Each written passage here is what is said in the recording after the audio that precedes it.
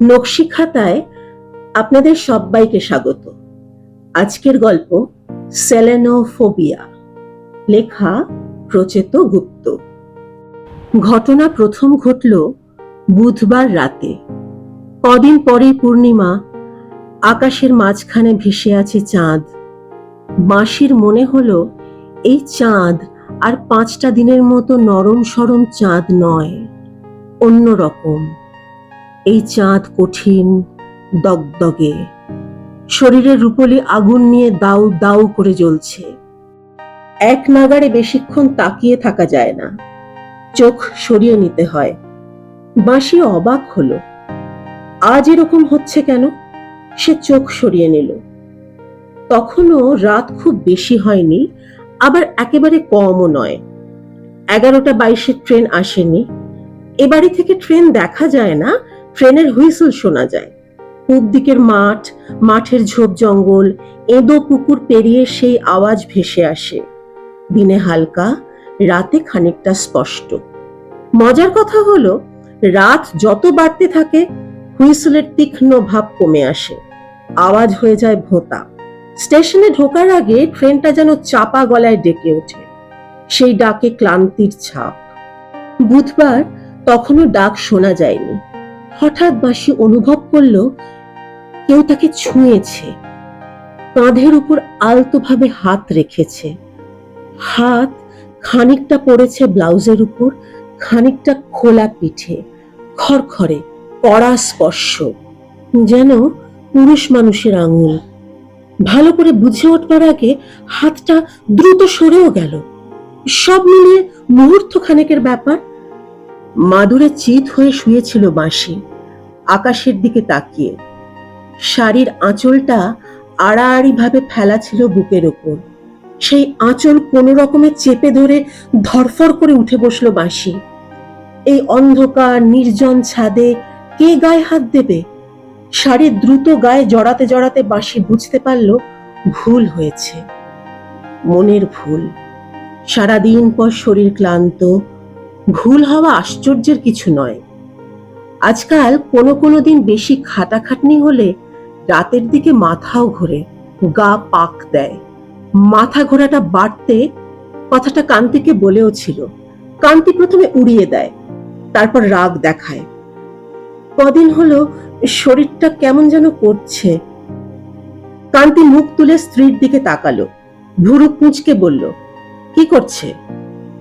সন্ধ্যের পর মাথা ঘোরে। পরশুদিন রান্নাঘরে চক্কর দিল, রুটি করছিলাম, মনে হলো চাটুর উপর হুমড়ি খেয়ে পড়বো। স্ত্রী গরম চাটুর উপর পড়ে যাচ্ছিল শুনেও কান্তি নির্লিপ্ত ভঙ্গিতে বলল, ও কিছু নয়, অ্যানিমিয়া সব মেয়েদের থাকে। মাথা ঘোরে, আঙুলের ডগা ঝিমঝিম করে। বাঁশি বিছানার চাদর ঝাড়ছে। কান্তি বসেছিল ঘরের কোনায় প্লাস্টিকের চেয়ারে। কোলের উপর হলুদ রঙের টিনের অ্যাশট্রের মুখ খুলে ছাই ঘেঁটে আধপোড়া সিগারেট খুঁজছে কান্তি। এই নোংরা অভ্যেস তার বহু দিনের। সিগারেট ফুরিয়ে গেলে অ্যাশট্রে ঘাঁটে, সারাদিনের ফেলে যাওয়া টুকরো টাকরা পেলে মুখে নিয়ে আগুন লাগায়। বিয়ের পর একদিন বাঁশি অ্যাশট্রে পরিষ্কার করে রাখে। রাতে চিৎকার করতে থাকে কান্তি। বাঁশি ভয় পেয়ে বলে, ছাই ঘেঁটে আধপোড়া সিগারেট খাও, আমার ভালো লাগে না। কান্তি দাঁত ঘষার হিস হিস ধরনের আওয়াজ করে বলেছিল, আমি ছাই ঘাঁটবো, আমি ছাই ঘাঁটতে ভালোবাসি। কথাটা মনে থাকবে, আর কোনো দিন অ্যাশট্রেতে হাত দেবে না। সেদিন স্বামীর আচরণের কারণ বুঝতে পারেনি বাঁশি। একটা মানুষ ছাই ঘাঁটতে ভালোবাসবে কেন? চুপ করে যায় বাঁশি। চুপ করে থাকারই মেয়ে সে, শান্ত স্বভাব। কলকাতা থেকে দূরে মফস্বল শহরে বড় হয়েছে বাবা মায়ের কাছে। বাবার ছোট চাকরি ছিল, সংসারে অভাব ছিল, কিন্তু গোলমাল ছিল না। না বাইরের গোলমাল, না ঘরের। 3 মানুষের সংসার। বাবা মায়ের ঝগড়া হতো নিচু গলায়, খুব বেশি রাগারাগি হলে কথা বন্ধ থাকতো, তাও বড় জোর 1-2 দিন। স্কুলে নিচু ক্লাসের পর কোনোদিন বকুনি খেয়েছে বলে মনে পড়ে না বাঁশির। খাওয়ার মতো কাজও করেনি, বড় হয়েও করেনি, কোনো কথায় না বলেনি। কোনো কিছু পছন্দ না হলেও মেনে নিয়েছে। এক ধরনের মানুষ থাকে যারা আসলে চরিত্রগতভাবে ভীতু, ভয়কে মানিয়ে নেওয়া বলে ঢাকা দিতে চায়। ছোটবেলা থেকেই বাঁশি সেরকম, সে ভীতু প্রকৃতির। বাবা একদিন দুম করে হার্ট অ্যাটাকে মারা গেলেন। তার 1 বছর পার হতেই বড় মাসি বিয়ের সম্বন্ধ আনলেন। বাঁশির তখন কলেজে ফাইনাল ইয়ার চলছে। পড়াশুনো চালাতে অনেক সমস্যা, আত্মীয়দের সাহায্য ছাড়া সংসারই চলে না, তো পড়াশুনো। তবু চালাচ্ছিল মাসি। একটা চাকরি পেতে হবে এই আশায় লড়ছিল। বড় মাসির প্রস্তাবে না বলল সে। না মাসি, বঞ্ঝির মুখে না শুনতে হবে ভাবতেও পারেননি মহিলা, তাও আবার এরকম সরাসরি। তিনি চোখ তুললেন। সেই চোখে একই সঙ্গে বিস্ময় এবং রাগ। তুই কি বিয়ে থা করবি না ঠিক করেছিস? মাসি নিজেকে সামলায়, বুঝতে পারে এভাবে প্রস্তাব বাতিল করাটা ঠিক হয়নি। এই সংসার চালানোর পিছনে বড় মাসির ভূমিকা সব থেকে বেশি। মাকে টাকা পয়সা দেয়, টাকা না দিলে চাল ডাল তো আছেই। বাঁশি মাথা নামিয়ে বলে, তা বলিনি, সামনেই ফাইনাল পরীক্ষাটা আগে দিয়ে নি, তারপরে হয় না? বড় মাসি ঠান্ডা গলায় বললেন, হয় না কেন? অবশ্যই হয়। আজকাল বিয়ে বেশি বয়সেও হয়, তবে চট করে ভালো ছেলে পাওয়া যায় না। ভালো ছেলে হাতছাড়া হলে মেয়েদের সারা জীবন পস্তাতে হয়। এই ফ্যামিলি তোর মেশোর চেনা জানার মধ্যে। ছেলে একসময় কারখানায় কাজ করত, লেবার নয়, সুপারভাইজার। বাড়ির কাছেই কারখানা। সেই কারখানা বন্ধ হয়ে গেছে। এখন এটা সেটা করে, রোজগারপাতি মন্দ নয়।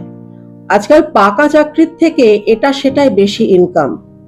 বুড়ো বাবার পেনশন আছে, সরকারি চাকরি ছিল, কোনো দাবি দাওয়া নেই, খাট বিছানাও চাইছে না। এরকম সুযোগ আর কটা পাবো? ওরা শুধু লক্ষ্মীপানা একটা বউ চায়। একটাই কন্ডিশন, মেয়েকে শান্তশিষ্ট হতে হবে। খ্যাড়খেড়ি মেয়ে ওরা নেবে না। বছর 3 আগে এক খ্যাড়খেড়ি মেয়ের সঙ্গে এই ছেলের বিয়ে দিয়ে মহা বিপদে পড়েছিল। অনেক কষ্টে তাকে পার করেছে। বাঁশি চমকে উঠেও নিজেকে সামলালো, বলল, ডিভোর্স? বড় মাসির ঠোঁট বেঁকিয়ে বললেন, তাই হবে। ছেলে তো আর বিয়ে করতে রাজিই হচ্ছিল না। বন্ধুরা বুঝিয়েছে, বুড়ো বাপ মা একা থাকে, সেবা যত্ন পাহারার জন্য তো একটা নিজের লোক চাই। তাছাড়া বয়স যখন কিছুই হয়নি, বিয়ে না করে বসে থাকবে কেন? ছেলে নিমরাজি হয়েছে, বলছে তাহলে শান্ত ভদ্র মেয়ে চাই। তোর মেশো সেই খবর পেয়ে আমাকে বলল, বাঁশির মতো শান্ত মেয়ে আর কে আছে, একবার কথাটা বলবো? আমি বললাম, বলবে না মানে? 100 বার বলবে। আজকালকার দিনে ডিভোর্স আবার কোনো ঘটনা হলো? কি রে বল? মাসি বিড়বিড় করে বলল, সে কথা বলছি না, বলছি এতটা এগিয়ে লেখাপড়া ছেড়ে দেব? মাসি বড় করে হাসলেন। ও মা, ছেড়ে দিবি কেন? বালাই ষাট, বিয়ের পর পড়বি, অসুবিধে কোথায়? বিয়ের পর মেয়েরা পড়াশুনো করে না? শোন বাঁশি, এই ছেলে বাড়ির একমাত্র সন্তান, নিজের একতলা বাড়ি, শ্বশুর শাশুড়ি বেঁচে আছে, বুড়ো অসুস্থ বিছানায় শুয়ে কাতরায়, বুড়ি সারা দিন পুজো আচ্চা নিয়ে থাকে, 7-5 ঝামেলায় নেই। ছেলে কাজে বেরিয়ে গেলে তুই সারাদিন পড় না, কত পড়বি? মাসি বিড়বিড় করে বলে, আগে পাশ করে একটা চাকরি বাকরি পেলে ভালো হতো। মাঝখানেই থামিয়ে দেন বড় মাসি। এবার আর বিরক্তি লুকোতে পারেন না। এই মেয়ে এত কথা শিখলো কোথা থেকে? অসন্তুষ্ট গলায় কেটে কেটে বললেন, আর একটা দিকও তো ভাবতে হবে বাঁশি। তুমি বড় হয়েছ, তুমি তো জানো সংসারে দুটো মানুষের খাই খরচা কত লাগে। কতদিন আর পরের কাছে হাত পেতে চলবে? সে মাসি হোক আর পিসি হোক, পর পরই। তুমি কবে লেখাপড়া শেষ করবে, কবে তুমি চাকরি পাবে, সেই আশায় কে বছরের পর বছর টাকা ঢেলে যাবে? নাকি সেটা সম্ভব? আজকাল লেখাপড়া করলে কাজ পাওয়া যায় না, অমন বিয়ে পাশ গন্ডায় গন্ডায় ফ্যা ফ্যা করে ঘুরছে। বড় মাসির কথার মধ্যে সাহায্য বন্ধ করে দেওয়ার স্পষ্ট হুমকি। বাঁশি চুপ করে থাকে। বড় মাসি উঠতে উঠতে বলেন, দেখছি নিজের ভালো এখন নিজেই বুঝতে শিখছ। ভালো কথা, তবে নিজের সংসারের ভালোটাও বুঝতে হয়। ভাবতে হবে মায়ের মাথা থেকে যেন মেয়ে পার করার দুশ্চিন্তা দূর হয়। এবার ভাবো কি করবে। আমার বলার কথা বলে গেলাম। শুধু বাঁশিকে নয়, মহিলা তার বোনকেও সেদিন বলে গেলেন, ধীরা, তোর মেয়ে দেখছি মুখের ওপর না বলতে শিখেছে। এই শিক্ষা খারাপ নয়, ভালো শিক্ষা। বিশেষ করে মেয়েদের জন্য তো বটেই। আমরা না বলতে শিখিনি বলে সারা জীবন মার খেয়েছি।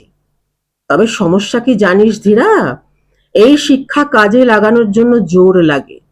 হয় বাপের অনেক টাকা, নয় চোখ ধাঁধানো রূপ, অথবা লেখাপড়ায় দারুণ রেজাল্ট। অন্যের দান দয়ায় চলা গরিব ঘরে ময়লা গায়ে রং নিয়ে ফরফরানি চলে না, তাই না? তুই কি বলিস? ফাইনাল পরীক্ষার আগেই বিয়ে হয়ে গেল বাঁশির। ম্লান আয়োজন। চলে যাবার সময় বাঁশি ভেবেছিল খুব কষ্ট হবে, মাকে জড়িয়ে জোরে জোরে কাঁদবে। কাঁদেনি।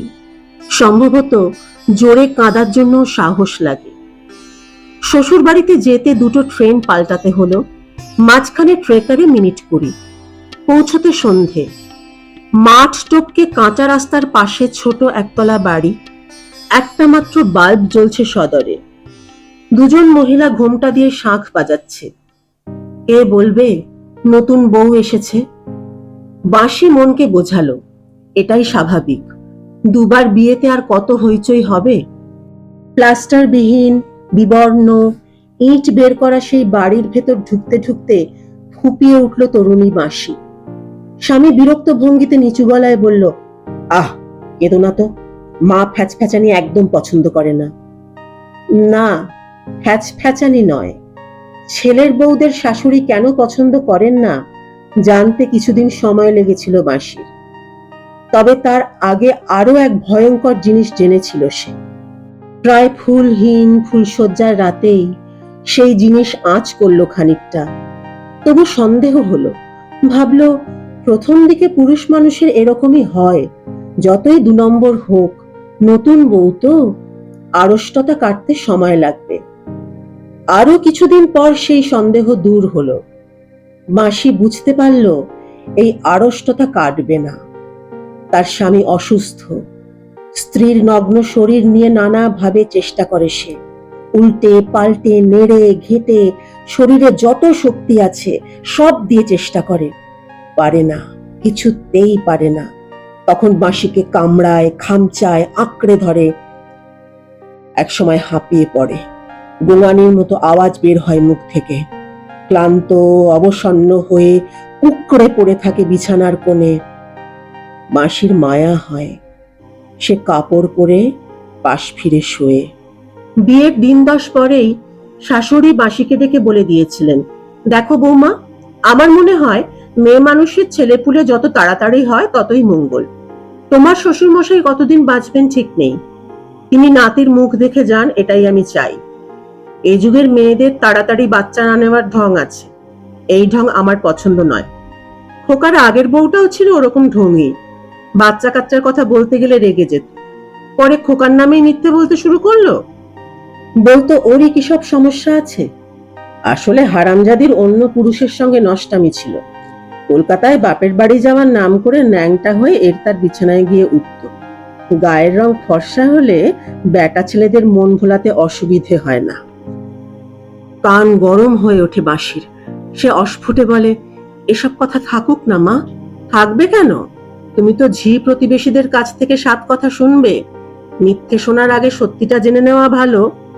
আমি খোকাকে বললাম, লাথি মেরে তাড়িয়ে দে। বাপের বাড়ির টাকা আছে বলে দেমাগ দেখায়।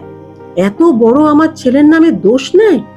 খোকা বলল, চটামটি করো না, আমি ব্যবস্থা করছি। ওকে অবশ্য ব্যবস্থা করতে হয়নি। সেই মেয়ে কোর্টে গিয়ে নিজে থেকে ছাড়াছাড়ি চাইল।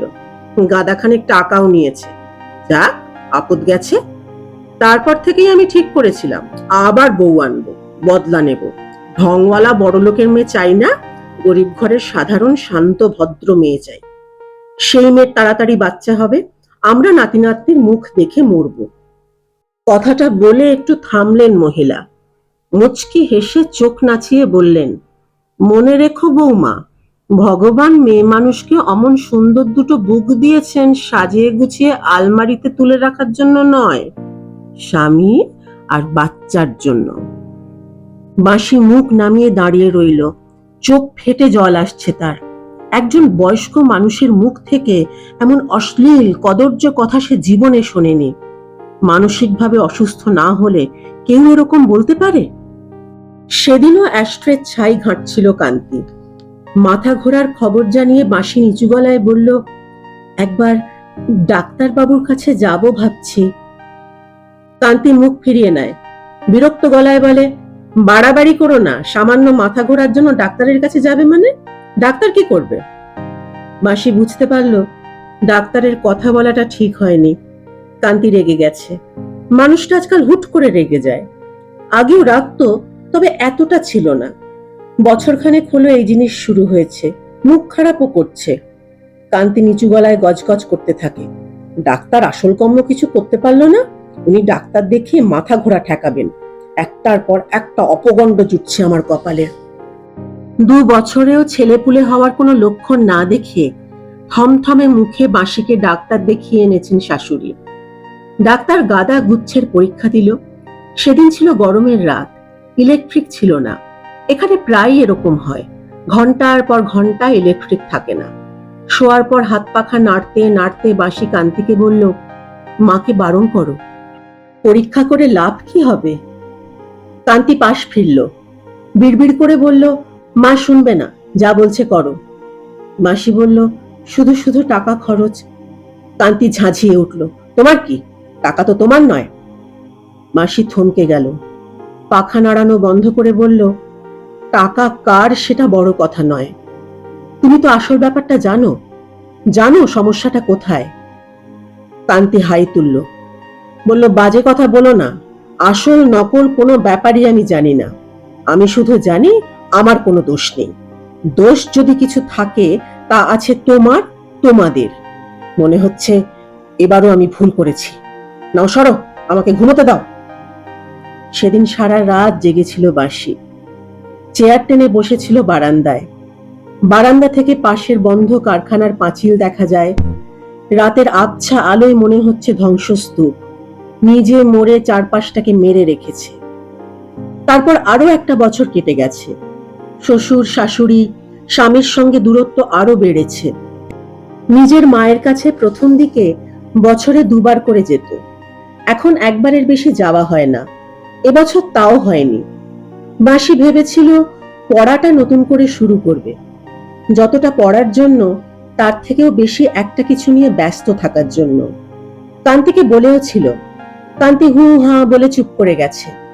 দম বন্ধ এই পরিবেশে এখন বাঁশির মুক্তি বলতে এই ছাদটুকু। ঝড় বৃষ্টি বা খুব শীত না থাকলে রাতের কাজকর্ম গুছিয়ে ছাদে চলে আসে বাঁশি। শুয়ে শুয়ে তারা ভরা আকাশ দেখে, কোনোদিন চাঁদ ওঠে পাল তোলা নৌকোর মতো, জ্যোৎস্নায় টলমল করে। কান্তি অনেক রাত করে ফেরে, কখনো লাস্ট ট্রেন চলে যায়, ফেরে না, তার নাকি বাইরে কাজ থাকে। আগে চিন্তা হতো বাঁশির, মোবাইলে ফোন করত, এখন হয় না। শেষ রাতে ছাদ থেকে নেমে ঘরে একাই শুতে যায়। ছাদটা বাঁশির খুব প্রিয়। আশপাশে কোনো বাড়ি নেই যে কেউ তাকে দেখতে পাবে। এই বাড়িটা পাড়া থেকে দলছুট, একদিকে গাছপালা, অন্যদিকে বন্ধ কারখানার আব্রু। বাঁশির মনে হয় তার কথা ভেবেই যেন ছাদটা রয়েছে। এই ছাদ জানতো একদিন অনেক দূর থেকে একটা মেয়ে তার কাছে আসবে, বসে থাকবে চুপ করে, কখনো আকাশ দেখে মুগ্ধ হবে, কখনো কাঁদবে চুপি চুপি। সেই সুখ দুঃখের কথা সে ছাড়া আর কেউ জানতে পারবে না। আজও বাঁশি এসেছিল। আজ গরম বেশি, মাদুর পেতে শুয়েছিল চিত হয়ে, আর তখনই মনে হলো কে যেন। বাঁশি ছাদের চারপাশে তাকালো, না, কেউ নেই, থাকার কথাও নয়। ছাদের এক কোনায় কয়েকটা ফুল গাছের টব, প্রায় সবকটাই মরা, রসহীন শুকনো মাটি ভর্তি, অগোছালো, নোংরা। ফুল বলতে একটা গাছে কেবল জবা হয়, বিয়ের প্রথম প্রথম গাছের যত্ন করতো বাঁশি নিজে, নতুন টব কিনতো, গাছ লাগাতো। এখন সেসব অতীত। টবের পাশ থেকে সিঁড়ি নেমে গেছে নিচে, সিঁড়িও ন্যাড়া। ছাদের দু কোনায় আধ খেচড়া দুটো পিলার, ফুটখানেক করে উঁচু, তাতে বাঁশ বাঁধা। বাঁশের মাথায় কাপড় শুকোতে দেওয়ার তার চলে গেছে এ পাশ থেকে ও পাশে। বিয়ের প্রথম প্রথম ন্যাড়া সিঁড়ি, ন্যাড়া ছাদে অস্বস্তি হতো, অসম্পূর্ণ মনে হতো, ভয় হতো পড়ে যাবে। এখন হয় না। মাসির সিঁড়ির দিকে তাকালো। তাকে ছুঁয়ে কেউ কি সিঁড়ি দিয়ে নেমে গেল নিচে? গা ছমছম করে উঠল বাঁশির। তা কি করে হবে? কে আসবে ছাদে? নিচে দুটো বুড়ো বুড়ি শুয়ে আছে, সদরে কোলাপসেবল টানা। মাসি উঠে দাঁড়ালো। নেমে যাবে আজ। কেমন একটা লাগছে, ভয় ভয় করছে। সেদিন কান্তি বাড়ি ছিল না, রাতে যতবার ঘুম ভেঙেছে ততবার কাঁধের সেই ছোঁয়াটা ফিরে ফিরে এসেছে। বাঁশি উঠে জল খেলো। গরম খুব, তবু জানলা বন্ধ করে দিল। দ্বিতীয় দিনের ঘটনা ঘটে ঠিক 3 দিন পর, সন্ধ্যের সময়। সন্ধে না বলে রাতের শুরু বলাই উচিত। 8টার একটু পরে। দুপুর থেকে শ্বশুরমশাইয়ের শরীরটা খারাপ, বেশি কিছু নয়, সামান্য অম্বলের মতো হয়েছে। শাশুড়ি নিজের মনে গজগজ করছে। সেই গজগজের একটুও স্বামীর শরীর বিষয়ক নয়। মহিলার এই এক স্বভাব, স্বামীর অসুস্থতা বাড়লে তিনি গজগজ করেন। বিকেল থেকেই গজগজানির পরিমাণ বেড়েছে। তাতে নোংরা কথা, আমার কপালটাই খারাপ, নইলে দুটো বউ এনে ঠকবো কেন? সবাই আমার ভালো মানুষ ছেলেটার সুযোগ নেয়। আরে পুরুষ মানুষ কি এমনি এমনি জাগে? তাকে রং ঢং দিয়ে জাগাতে হয়। আমরা জাগাইনি? তোরা রং ঢং সব পরের ঘরে ফুরিয়ে আসবি, হবে কি করে? আসলে সম্পত্তির লোভ। আমি বুঝি না ভেবেছে? সব বুঝি। জানে বাপ মা মরলেই বাড়িটা পাবে। সব কটাকে কাপড় তুলে ঝেঁটা পেটা করতে পারলে শান্তি পেতাম। 8টার পর ইলেকট্রিক চলে গেল। রান্নাঘর ছেড়ে বেরোতেই বাঁশি বুঝলো শুধু পূর্ণিমা নয়, তার থেকেও বেশি কিছু। ঘরের একমাত্র জানলা দিয়ে আলো এসে ঘর ভাসিয়ে দিচ্ছে, যেন রোদ পড়েছে, চাঁদের রোদ। হালকা একটা অস্বস্তি শুরু হলো বাঁশির। জানলার কাছে এসে চমকে উঠল। কারখানার মাথায় যে চাঁদ দাঁড়িয়ে আছে, তাকে সে চেনে না।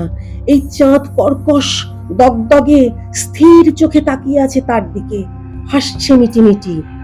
সে হাসিতে মায়া ভরা আলো নেই, আছে পুরুষের উগ্র কামনা। এতক্ষণ যেন বাঁশির জন্যই অপেক্ষা করছিল। ভাবছিল মেয়েটা কখন এসে দাঁড়াবে জানলার কাছে।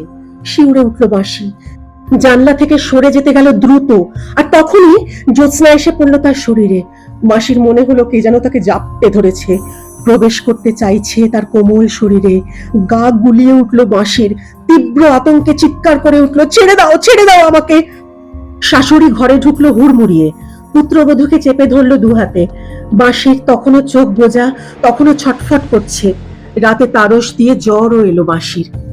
তবে সেই জ্বর নেমে গেল এক রাতে। সকালে খুব লজ্জা পেল বাঁশি।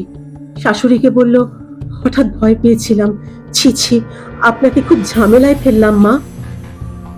কান্তিকে ডেকে তার মা বলল, একবার ডাক্তার দেখা খোকা, আমার কেমন জানি লাগছে। ওই মেয়ে তো আর কচি খুকি নয় যে বলা নেই কওয়া নেই ভর সন্ধ্যেতে ভয় পাবে। কান্তি বিরক্ত হয়ে বলল, পেলেই বা কি, উফ, এর জন্য ডাক্তার লাগবে? বাঁশির শাশুড়ি গলা নামিয়ে বললেন, গাধার মতো কথা বলিস না। একটা সমস্ত মেয়ে ছেড়ে দাও বলে চিল্লাচ্ছে, আর তুই বলছিস ডাক্তার লাগবে না? আমি বলে দিলাম, হয় এই মেয়ের বাইরে লটঘট আছে, নয় মাথার গোলমাল হয়েছে। দুটোর একটা হলেই আমার কেল্লা ফতে। আমি আরো একবার চেষ্টা করব। কথা শেষ করে চোখ বুজে 2 হাত জড়ো করে কপালে ঠেকালেন মহিলা। কি চেষ্টা? কান্তি অবাক হয়ে বলল, পাগল বা নষ্ট বউকে তাড়াতে কোনো সমস্যা হয় না, আদালতে গেলেই হবে। আবার একটা বউকে আনবো, আবার চেষ্টা করব। অসুবিধে কোথায়? মরা মাছের মতো তাকিয়ে থাকিস না, যা বললাম কর। ডাক্তার বৃদ্ধ, আগে কারখানার লেবারদের দেখতেন, তখন রমরমা অবস্থা ছিল। কারখানা বন্ধের পর থেকে চেম্বার ফাঁকাই থাকে। ডাক্তারবাবু বাঁশিকে দেখলেন অনেকটা সময় ধরে। চোখ, নাড়ি, জিভ, বুকে পিঠে স্টেথো বসিয়ে বললেন, জোরে জোরে নিঃশ্বাস নাও মা, আরো জোরে।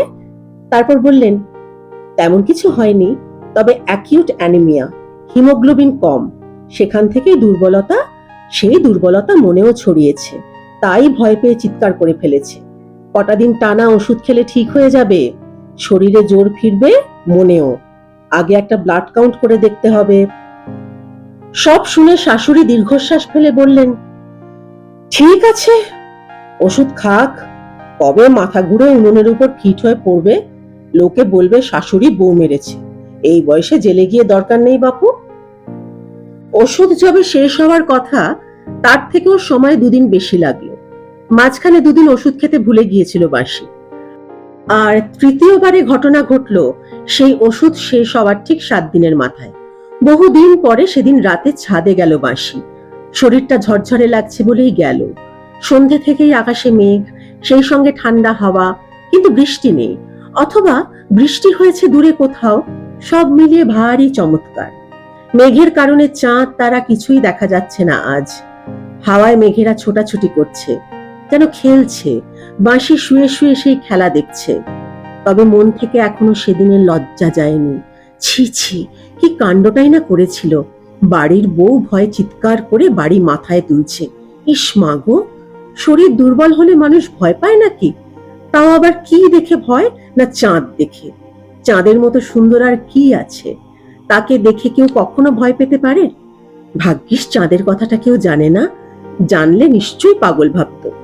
বাঁশি চোখ বুঝল, ঠান্ডা হাওয়া বইছে, আরামের ঘুম পাচ্ছে বাঁশির। শুয়ে শুয়েই গায়ের কাপড় জামা আলগা করল বাঁশি।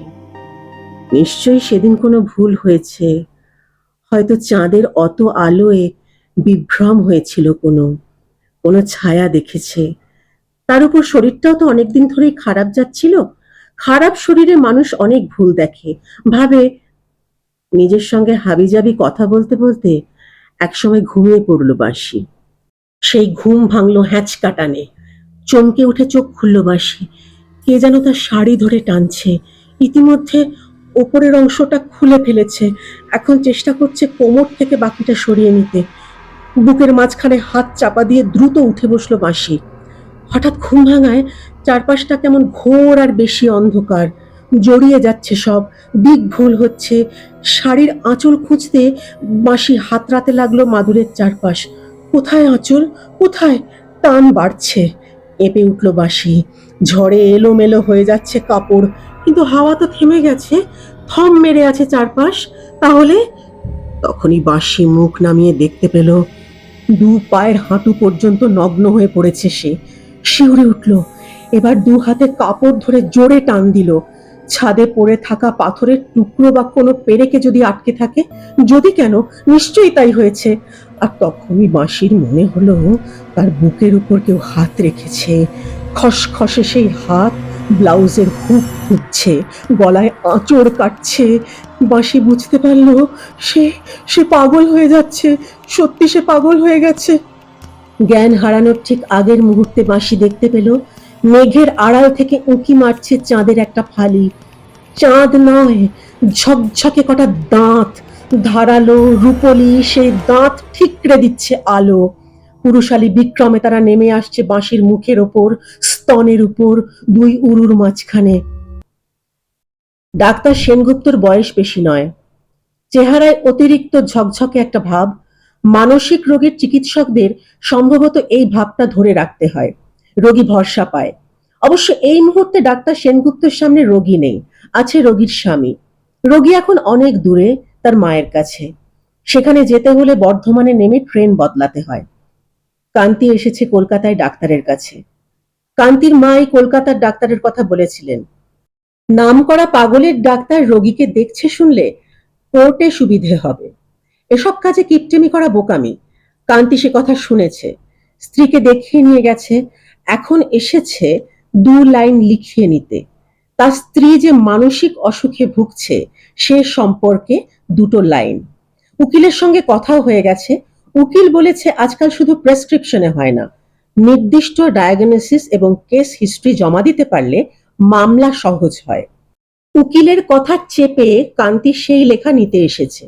ডাক্তার সেনগুপ্ত বললেন, আপনার স্ত্রীকে দেখার পর এই কটা দিন আমি বিস্তর বইপত্র ঘেঁটেছি, সাইট দেখেছি, অসুখটাকে লোকেট করেছি শেষ পর্যন্ত।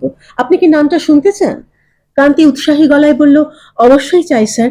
আপনি স্যার দয়া করে একটা কাগজে যদি লিখে দেন। সত্যি বলতে কি, সেই কারণেই আমার আশা। একটু থেমে কান্তি বলল, স্যার, অসুখটা কঠিন ধরনের পাগলামি তো? ডাক্তার সেনগুপ্ত খানিকটা অন্যমনস্কভাবে বললেন, কঠিন না নরম কিরকম পাগলামি বলতে পারবো না, তবে এটা একটা আতঙ্ক, ফোবিয়া। আপনার স্ত্রীর সঙ্গে সেদিন যখন আমি একা কথা বলছিলাম, তিনি আমাকে বারবার চাঁদের কথা বলেন। 3 দিনের ঘটনার সঙ্গে চাঁদের একটা যোগাযোগ ছিল। প্রথমে কনফিউজড হলেও পরে আমি ওই লাইনেই খুঁজতে শুরু করি। খুঁজতে খুঁজতে জানতে পারি একে বলে সেলেনোফোবিয়া। চাঁদ থেকে এক ধরনের ভয় তৈরি হয়। কান্তি ঢোক গিলে বলল, কি বললেন স্যার, ঠিক বুঝতে পারলাম না। ডাক্তার সেনগুপ্ত চেয়ারে হেলান দিয়ে বললেন, সেলেনোফোবিয়া বাংলায় কি হবে? চন্দ্রাতঙ্ক। আমিও ঠিক জানতাম না, বিষয়টা ইন্টারেস্টিং। প্রকৃতির সুন্দর সৃষ্টিগুলোর একটা হলো চাঁদ। কত গান, কবিতা, ছবি তাকে নিয়ে তৈরি হয়েছে, আরো হবে, অথচ তার থেকেই মানুষের আতঙ্ক। সত্যি মানুষের মন বড় আশ্চর্যের। কান্তির ঠোঁট চেটে বলল, ঠিক বুঝতে পারছি না স্যার, এক গ্লাস জল হবে? আমাদের চেনা আতঙ্ক অনেক রকম আছে, যেমন কারুর পোকা দেখলে ভয়, কেউ ভয় পায় অঙ্কে, কারু ভয় করে বেশি উঁচুতে উঠলে, তেমন আবার নানা ধরনের অচেনা আতঙ্কও আছে। এগুলো খুব কম মানুষের হয়। সেলেনোফোবিয়া সেরকমই একটা। এই অসুখে চাঁদ দেখলে মনের ভেতর এক ধরনের অ্যাংজাইটি তৈরি হয়, বিভ্রান্তি সৃষ্টি করে। সেই বিভ্রান্তি ছড়িয়ে পড়ে শরীরে।